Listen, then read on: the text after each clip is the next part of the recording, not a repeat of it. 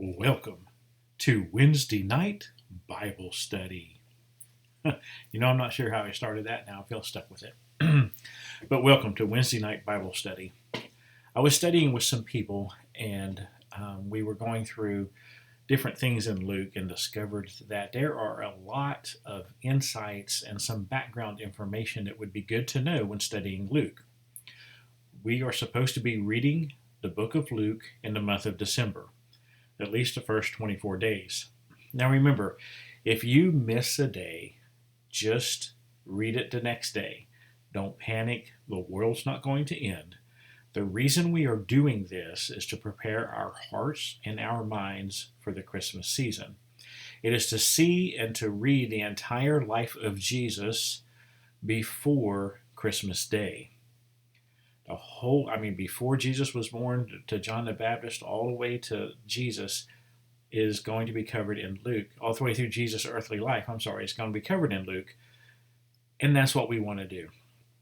We want to just get that in our minds. So, before we do, I noticed the first 4 verses are packed full of information. A professor can teach an entire class just on 4 verses. A preacher can preach a whole sermon on those 4.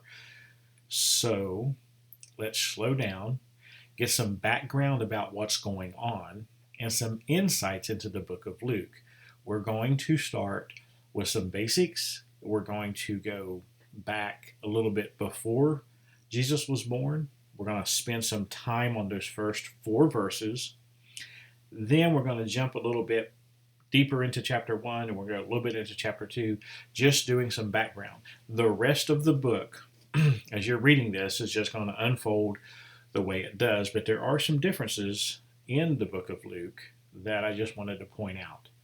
So on your, I don't know, it's not a study, but on that paper that I sent on tonight's updates and prayer list was a paper that had a bunch of statements on it with some fill in the blanks. So if you go to your paper and you go to the very first one, it'll say blank penned the book we call Luke in our Bible. And the answer, of course, is Luke. Very few scholars argue that it was not Luke, but you know how people are. People will argue over the shade of blue the sky is. People will argue over the taste of salt. It's just, people are ridiculous. However, the majority of people who have studied this and have all the initials behind their name, they agree Luke penned a book that we call Luke. Number 2, Luke was not Jewish, he was Gentile. I'm pointing this out because what we're going to read in those first 4 verses, if you keep in your mind that Luke was a Gentile who was trained in the Greek language with a Greek background, you're going to appreciate more how Luke is written for us. His professional training was that of a physician. And now as a physician, he had access to be very close to people. His proximity to them was necessary in order for him to treat them. Now there are 2 people that Luke tended to as a physician, and this is the answers to number 4. Paul, the Apostle Paul, and Mary, the mother of Jesus. We read about Luke being Paul's physician in the book of Acts. Mary is extra biblical, but we know with certainty that Luke was a physician to both Mary and Paul. This is real important when we get to chapter 2 about him being Mary's physician. Now, someone asked me, was Mary alive when Luke wrote the book? Well, we're not quite sure. We'll talk about that in a moment. I got a little bit ahead. So number 5 says the book of Luke is described by some scholars as the most beautiful book ever written. This is because of Luke's training. Not only was he a physician, his writing is a very eloquent Greek writing. He writes in a style that can grasp your attention. And that's one reason that scholars will say this is the most beautiful book ever written. Luke covers the spiritual aspects of Jesus. Luke covers the spiritual aspects of God. And Luke gives us some very personal information about specific people. that you don't get anywhere else. So back to the question I was asked, was Mary alive when Luke wrote this? It's possible. Now, this book was penned around the year AD. That was silly. Around the year 60 AD. Now, it depends on who you ask. Some will argue as early as 58 AD. Some will argue as late as 63 AD. And there are others who throw in their opinion because everybody has an opinion and they want to stick it out there just like their nose. So I just chose 60 AD. I'm not claiming that's true. I said around that year. But if Mary gave birth to Jesus when she was 14 or 15 or 16, and Jesus was crucified at the age of 33, then even if she was as old as 16, then she would have been 49, right? 33 plus 16. She would have been 49 when he was crucified. So let's say those years are off and she didn't have him till she was 17 or 18. Well, now she's in her 50s. Let's say Luke was written, 8 years after that, maybe 70, 10 years later. Well, okay, now she's in her 60s. You see my point? 25 to 30 or 35 years after Jesus was resurrected is when this book was written. So if Mary was around 40 when he was crucified, and we go as late as 30 years later, she's 70, there's a chance she was still alive when this book was written. And if she had passed, maybe Luke had that time then to start writing all these things. The reason I'm bringing this up is for a book to be included in the Bible, for any book to be included in the Bible, there is very stringent requirements. And one of them was you had to be eyewitness or one removed from an eyewitness. You had to be, it had to be written within so many years of the life of Jesus. And you had to have personal knowledge. So this strict requirement here for a book just to be in the Bible is very important, because when you are reading the book of Luke throughout this month of December, you're reading a book that was written very, very close to the time Jesus was crucified.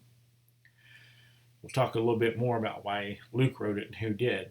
Some of the background before this book was written that leads to the writing of the book was who was in charge and what was going on in the world. So number 7 says that the Caesar in 4 BC was blank. The answer is Caesar Augustus. Why 4 BC? I'm glad you asked. A lot of people think that Jesus was born around 3 BC, but some say as early as 4 BC. It doesn't matter. 4 BC until, just jumped out of my head, until the 80s, well within Jesus' life, Caesar Augustus was the Caesar. The king of the Israeli province in 4 BC was Herod the Great. So this is in 4 BC, about the time Jesus was born. Herod the Great is the reason that Jesus had to go to Africa, because he was going to kill all the newborns, right? However, Jesus is born and raised, and the king during the life of Jesus was Herod Antipas. This was Herod the Great's son. I'm bringing this up because as you read the book of Luke through the month of December, hint, hint, as you're reading the book of Luke through the month of December, you will see there's a King Herod mentioned in chapter 1. There's a King Herod mentioned later in the chapters. And is it the same guy? This is one old dude. No. When Luke wrote this, the assumption was we all know which Herod's which. I do not believe that Luke or anyone else thought this book would last for 2,000 years. So that's why we're doing this background.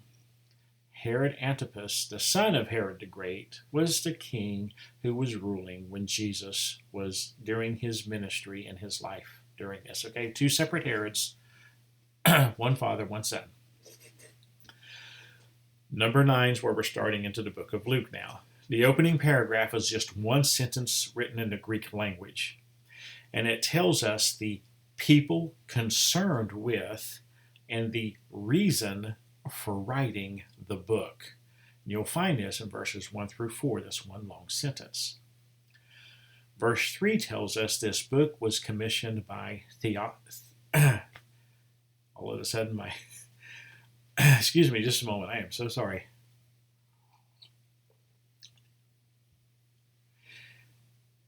Number 10, the book was commissioned by Theophilus. We do not know exactly who Theophilus is. His name means the life of God or the love of God. He's called Most Excellent Theophilus.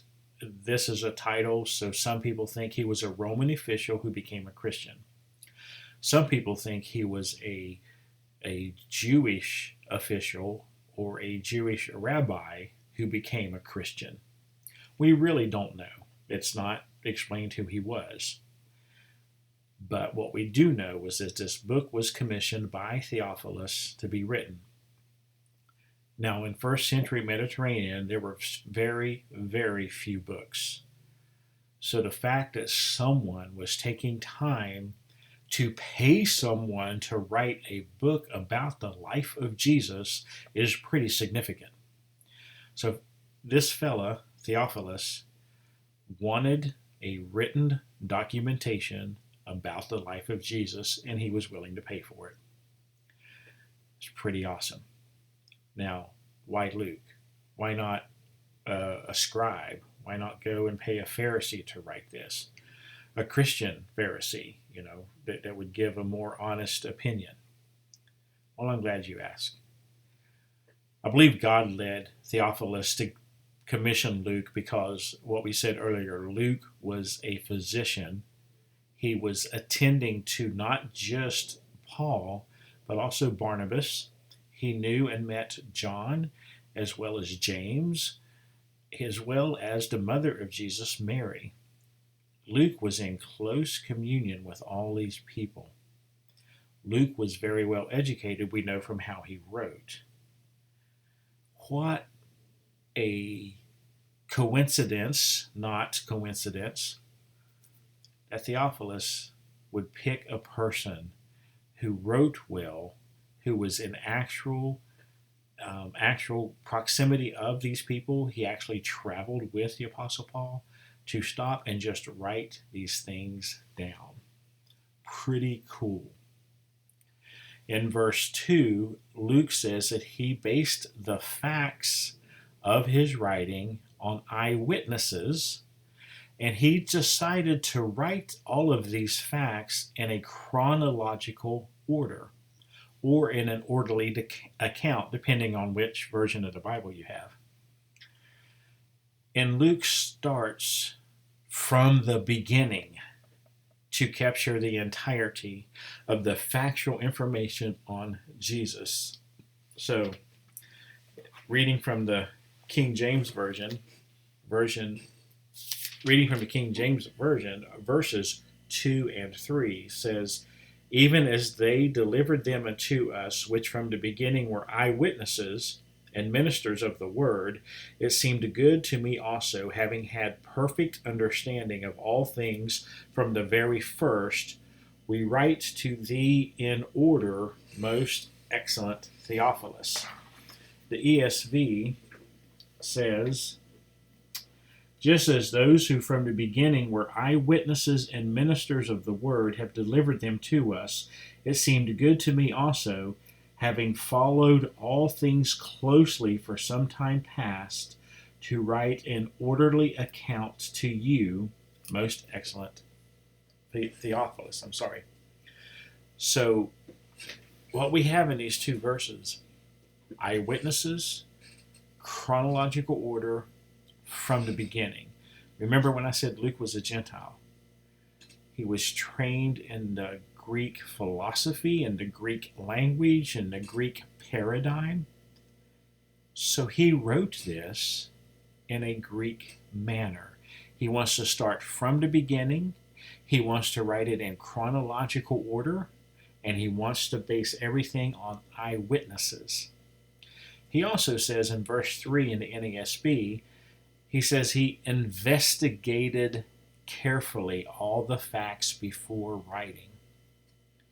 So Luke didn't just jot down stuff. He just wasn't having fond memories of treating the mother of Jesus for her wounds and just waxing on about stuff. No, he investigated carefully all of these facts.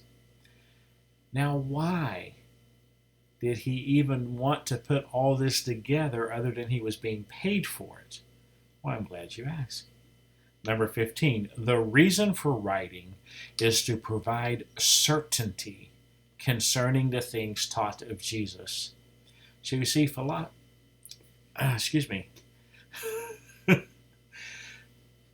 you see, Theophilus had been taught about Jesus.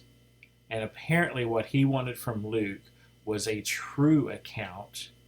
And Luke was saying, I'm going to provide you with certainty these things. And that's why he based it on eyewitnesses. He started from the beginning and he listed everything in chronological order.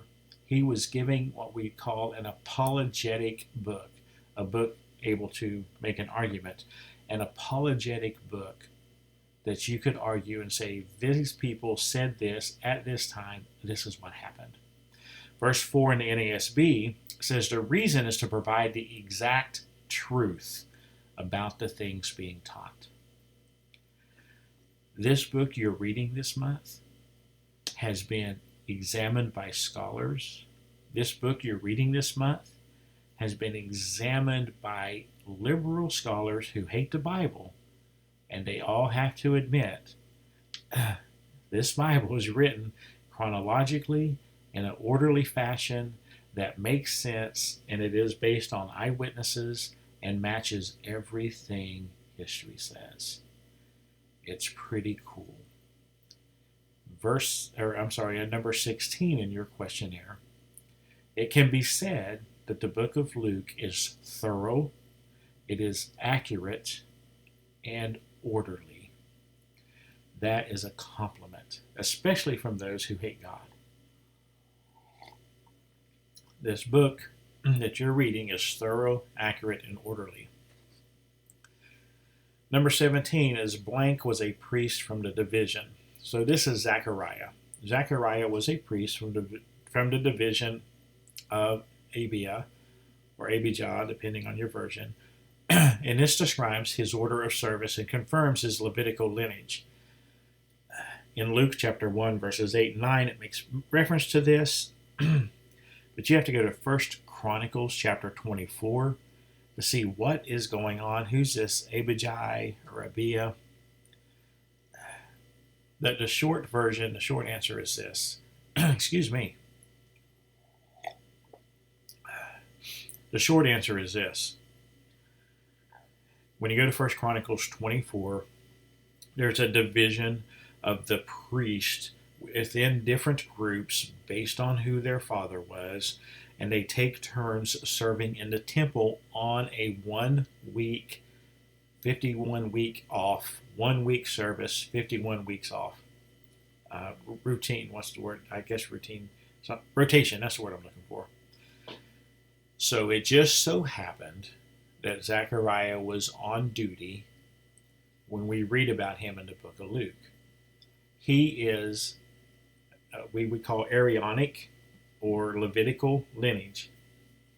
It also says that Elizabeth, in verse 5, was the daughter of Aaron.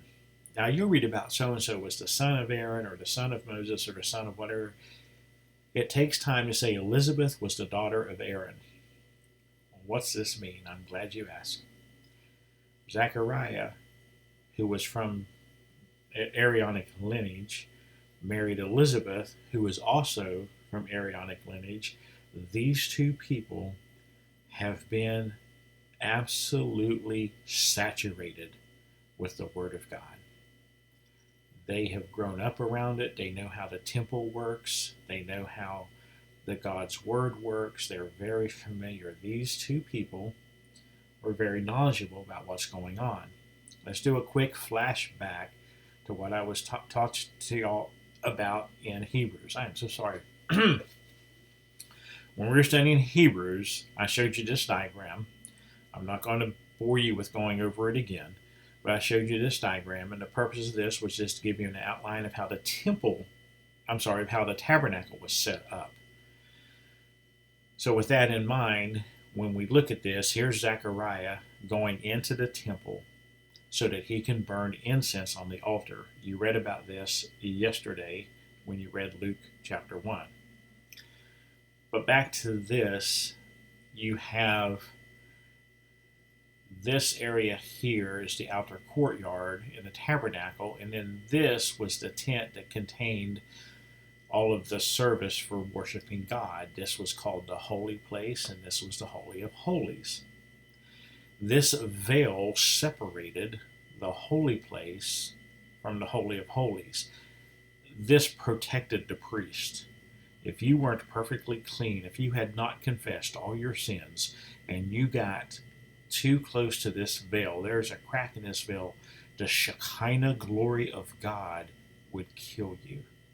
The purity of God in that light would destroy you because we're sinful.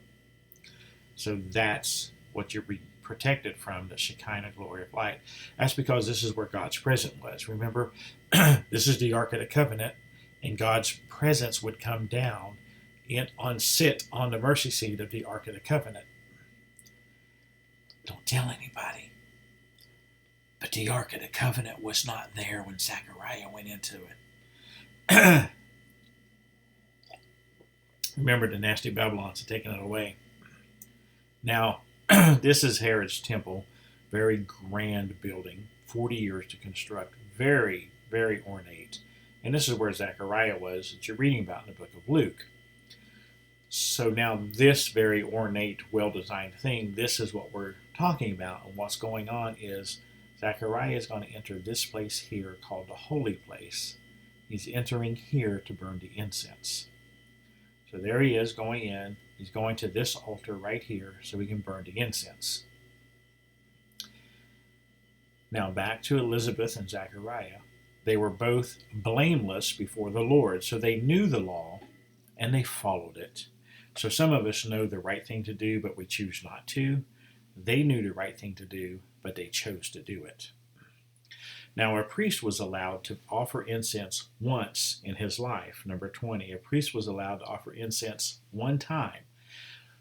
That means you could serve as a priest and spend your entire life and never be privileged to carry the incense to the altar and burn it. It was done by lots. So they would cast lots before God, and whomever the lot fell upon, that person was allowed to enter and burn the incense. So this was a literal once-in-a-lifetime thing for Zechariah. It was also very honorable. And this is also a good thing, because remember what you read yesterday, Zechariah and Elizabeth were without children. This was considered a curse. You know, because people are people, that there were whispers behind the back about, well, they appear to be blameless, they appear to be holy, but God's not blessed them with children, so obviously there's something going on that we don't know about. It's a shame that people are like that, but that's how people are. And that's why you read yesterday, I am so sorry, that's why you read yesterday in chapter 1 that Elizabeth said, in verse 25, "Thus the Lord has done for me in the days when he looked on me to take away my reproach among people." She was too old to have children. Zechariah was too old to sire children. But in the blessing of God, in his plan, he used these people to prove he is God. He is the only God that can give life.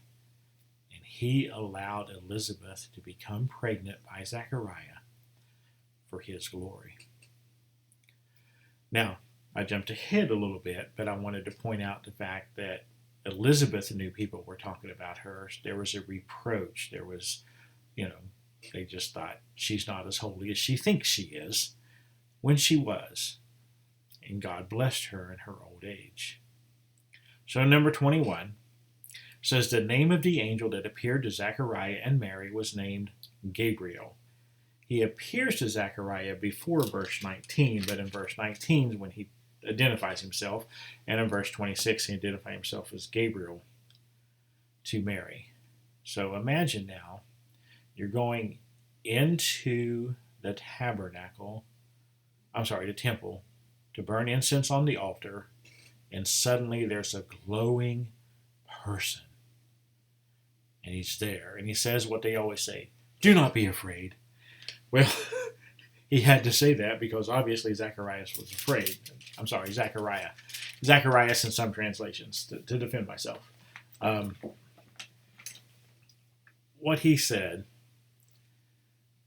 that I thought was interesting was he tells, you read this yesterday, he told Zechariah, you're going to have a child, he's going to be a blessing and all this. And then Zechariah said, well, how is that possible? Because, he's going to question things. And then in verse 19, the angel said, I am Gabriel. I stand in the presence of God, and I was sent to speak to you and to bring you this good news. And behold, you will be silent and unable to speak until the day that these things take place, because you did not believe my words, which will be fulfilled in their time. Now, it's funny, you read this yesterday also, when Mary questioned him, he didn't respond quite the same way. And I think it seems to me a couple of things. One, Mary was obviously willing to accept it because she said, let your will be done. The other thing is, you're in this enclosed room and all of a sudden there's a bright angel there that says, don't be afraid. And Zechariah was just too afraid to think. Number 22 on your handout. I ask you to write down what verse 37 of chapter 1 says, because this is important. We've heard this a lot, and it's something we need to embrace and remember. For nothing will be impossible with God. And that includes reaching Everman with the gospel. Nothing is impossible with God. Now today, this afternoon, so hope maybe this morning, you read chapter 2, and you saw in verses 19 and verse 51, this verbiage, Mary treasured up these things in her heart. The King James Version says Mary kept these things in her heart. I'm bringing this up for this reason. When I'm reading this, when I started reading this as a younger person, I would wonder, how do they remember that? I mean, really, nobody wrote this down. They didn't have pen and paper. And then as an adult, married, I've noticed with my bride, Vicky, she remembers sometimes exactly verbatim things that her children said, because that's what a mother does. She treasured up those things in her heart. And Mary did that. So when Luke, an attending physician, is taking care of Mary, asking questions, I heard this, is that true? Mary would remember some of the things that Jesus said and did. You are going to be reading about some of those. So that's very important. She kept, or she treasured up, these things in her heart. Number 24, Matthew and John. Now these are the gospel, Matthew and John. They begin with Abraham and God to work the genealogy toward Jesus. So in Matthew chapter 1, he says, this is the lineage of Jesus. Abraham begot him, begot him, begot him. John says, well, in the beginning was the Word, and the Word was with God, and the Word was God. So John starts with God and then works his way to Jesus. Luke works from Jesus backwards, and he gets to Abraham, who says was the Son of God. Why would Luke do that? Well, you can write this in whatever verbiage you want, but basically his Gentile mind works differently than a Hebrew mind. This is why we're reading the book of Luke in the month of December. We are Americans, and we think like the Greeks thought. We have been trained in school to think like Greeks thought. How many times have you read the Bible, been reading something, and you're like, why does it start here and it jumps to the middle and then it goes to the end and go back to the beginning, and it's always jumping around? Because the Hebrew mind is a circular mind. It thinks circularly like most Eastern people do. Western people like to think like the Greeks did. Let's start in the beginning. Let's go A, B, C, D, E, etc., so forth. So where Matthew and John started away from Jesus and came towards Jesus and then went back out again, Luke says, let's just start with the cousin of Jesus. Let's start with John the Baptist, because the interaction between Gabriel, Zechariah, and Mary is important and sets the stage for the birth of Jesus, sets the stage for how Jesus is going to live his life. So Luke wrote, remember, chronological order. Luke wrote in an order that he started at the beginning, worked his way to the end, and he investigated everything. So it's chronological, it has a definite beginning, it's all been investigated, and he's working this way. That's why we're reading the book of Luke. That, and it covers the whole life of Jesus in 24 days. So God willing, you have started. If not, you will start. You'll get through this with all of us together. On Sunday, I'm going to preach and cover the highlights of the first 7 chapters. Just because we don't have time to go into this, I could very easily preach on 4 or 5 verses at a time, but it would take us 6 months to get through the book of Luke. I wanted to get finished by the end, either the end of the year or right before Christmas. We'll see how the Spirit leads. So you read it. That way, when I'm preaching on it, I'm going and covering things maybe too fast, it's okay because you've already read it. If you have questions, email me, call me, text me, stop by the office, and I'll try to make sure not only do I answer your question, but I make sure that it's answered in either the sermon or a Bible study. I'm not going to promise you we'll do a Bible study Wednesday night through Luke, because, again, that would take months. But if you do give me a lot of questions, I'll make sure to put them together, and then we may just do a Bible study on your questions. Please be diligent to read. Don't panic if you get behind.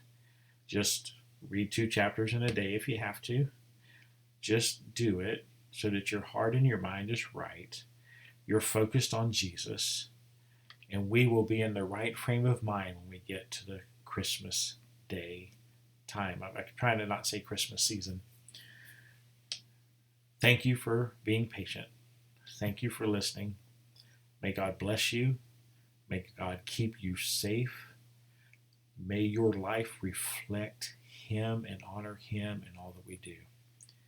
God bless you, and amen, and good night.